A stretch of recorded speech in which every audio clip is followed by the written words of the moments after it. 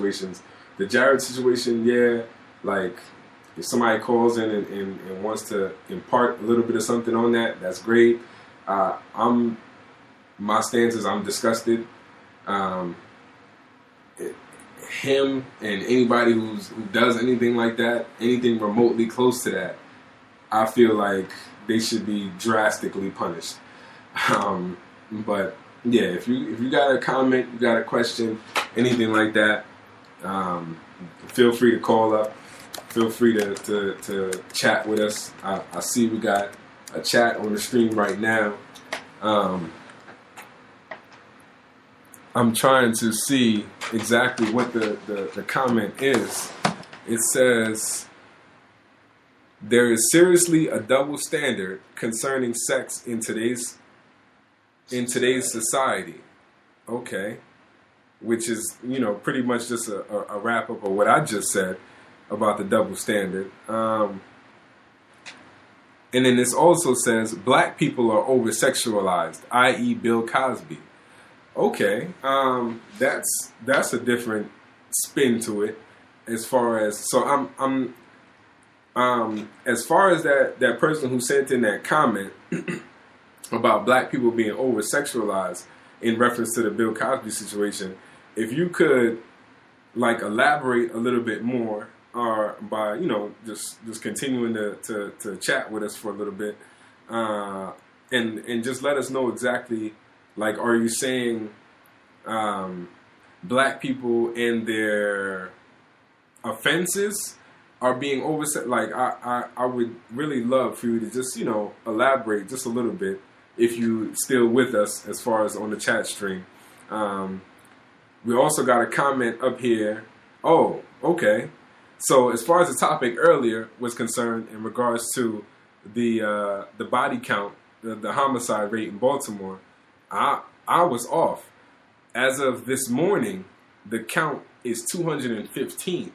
So in the matter of, what did I say, a week and a half, we were at 211. So 4 more people died, or were murdered, should I say, since last week.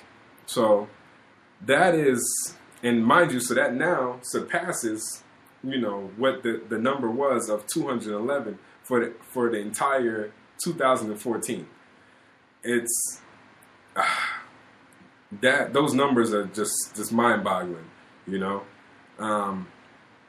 Okay, so we've got some more on the chat stream. It says, I see what she's saying. The characterization or stereotype of black people is sexual. For example, the sexual prowess of the black man. Okay, all right. So I'm glad that we had somebody else on the chat stream actually chime in just to kind of elaborate as far as what the other listener, had sent in.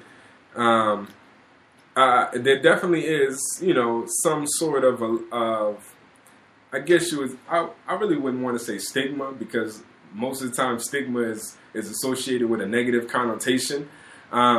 But there is, you watch a lot of TV, and you watch a lot of, matter of fact, you know what?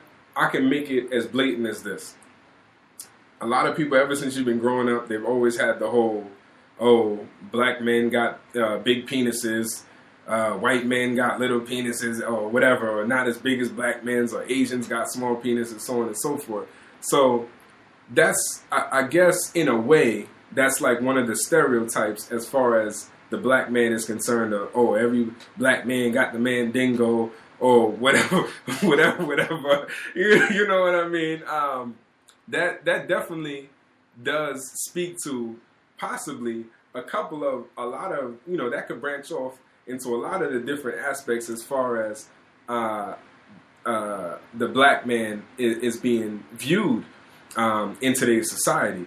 Because that might translate, you might be a cop out on the beat, a white cop, and because it's crazy people everywhere who might be like, man, this black dude, his dingling probably bigger than mine, so I'm mad about that. You know what I'm saying? It's just weird. You know, you never really know how people are thinking, you know? So he might feel like, oh, this guy's more masculine than me. So now I'm the one with the gun. So I got to show him that I'm really in charge. You know what I mean? So, yeah, that might be a little bit of a stretch as far as the penis size and so on and so forth. But I'm hoping that you get my general direction as far as that's concerned in relation to what stereotypes and stigmas are associated to certain races and how people kind of react towards them, you know. Okay, so some more on the stream. It says, I think that black people are expected to be sexual, so we are punished far worse than whites. It also says the black body is glorified until it's on a black body.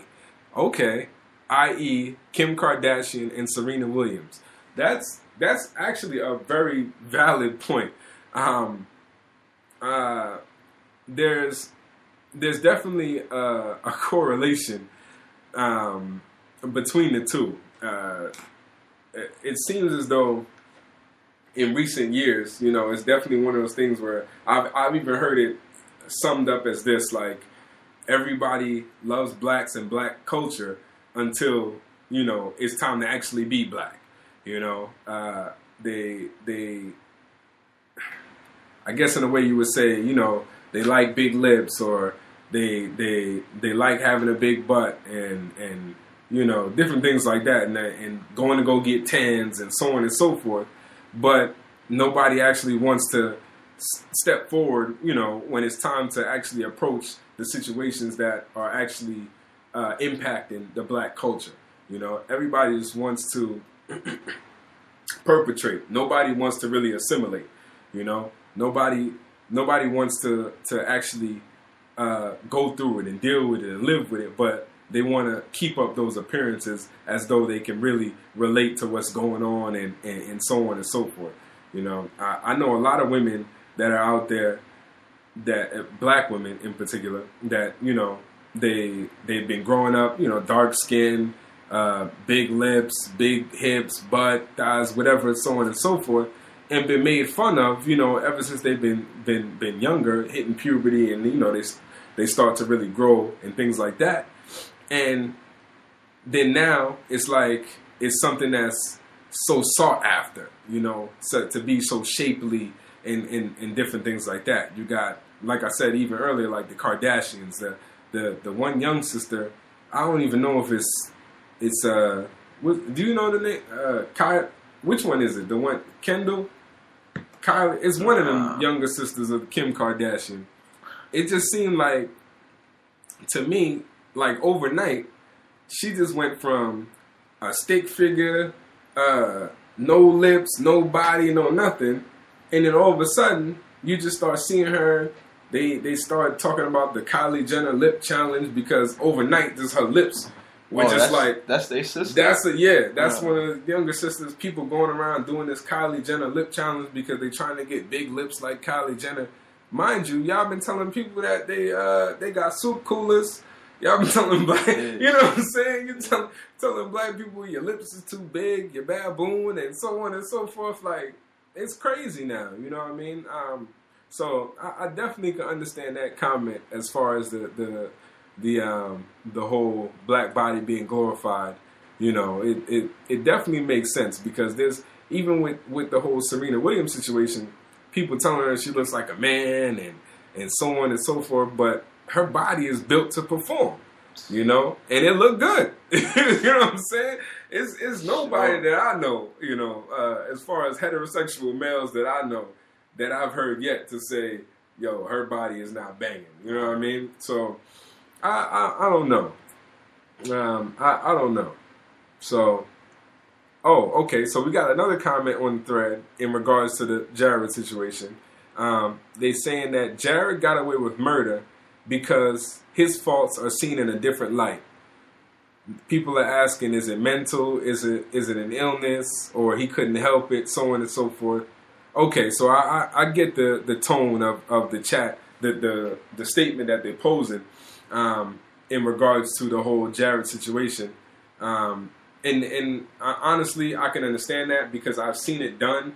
And even if you look at the Dylan Roof situation, just to bring up something that's, you know, in a certain time frame that'll still be relevant to the comparison, it does definitely seem as though when whites are committing some of these crimes and things like that, there's always the doubt aspect of it. You know, there's always got to be some reasoning as to why they're behaving a certain way, so on and so forth. With Dylan Roof, they say, oh, he's mentally disturbed and so on and so forth. And now with the whole Jared situation, people saying, oh, well, you know, being a child molester is an illness and he just needs some help and so on and so forth. But on the flip side of things, you know, when there are minorities out here committing crimes, it automatically just goes straight to, oh, they're just doing these things for no reason. They're just predispositioned to being thugs and animals and so on and so forth. Nobody, I've really ever yet, you know, to see that being one of the first opinions thrown out to say, oh, well, maybe he robbed that store because he was mentally ill, or maybe he murdered those people because, you know, he's got schizophrenia or whatever. It always just points straight to he's an animal, he's a thug, so on and so forth. Same thing that happens, and it's sad, and you don't really want to see the world in this light, but it's becoming so blatant and such a recurring theme, to when even with the police shootings and things like that, you know, they'll show, let's say the officer, they might show him, you know, dressed in full uniform, looking very regal. That'll be the shot that they show on the news. But then on the flip side of that, you know, the person who might have been killed unarmed, they showing him in a mugshot that he might have had from 2002, or, you know, if they could find any pictures of him on his Facebook from 1999 where he might have been hanging around with somebody with a bandana on or a blunt or something like that. And then they say, oh, this person was a thug and this and that. Mind you, the picture might have been from 15, 20 years ago. You know, we're vastly becoming a culture where there's a lot of victim shaming going on, you know, and it's startling to say the least, because it shapes the minds and the mentalities and the viewpoints of what people are using as ways to pass judgment on situations, you know. There's a lot of mental brainwashing that's happening in society, and it's kind of crazy because that's actually something that I'm probably going to start talking about next week. So it kind of came up on me a little bit, but just to give you a precursor, that is, you know, one of the things that might be getting discussed next week, as far as I would say the brainwashing of society and the way how media is shaping a lot of our opinions and thoughts and different things like that. So it seems as though the chat stream has pretty much died down. I'm hoping that I touched on a lot of what they were discussing and you know, some of the opinions that they were throwing in and things like that. So today it just seems like we kind of reached an ending point as far as the Jared situation, as far as inner city violence and double standards and so on and so forth. Definitely touched on a couple of different things. That's why I love when I have, you know, people interacting with us on the show and things like that, just to give the other listeners who might be thinking some of the same things or wondering some of the same things about certain issues, just to give them a little insight and just to be able to respond, you know, to some of these things. So as far as today's show is concerned, we just want to thank you once again for listening. Start preparing for next week, because I feel as though next week is going to be a really good topic, because we're going to be touching on something that a lot of people can relate to, because I see a lot of people wondering, why people have, certain predispositions to other people. What's the psychology behind a lot of things?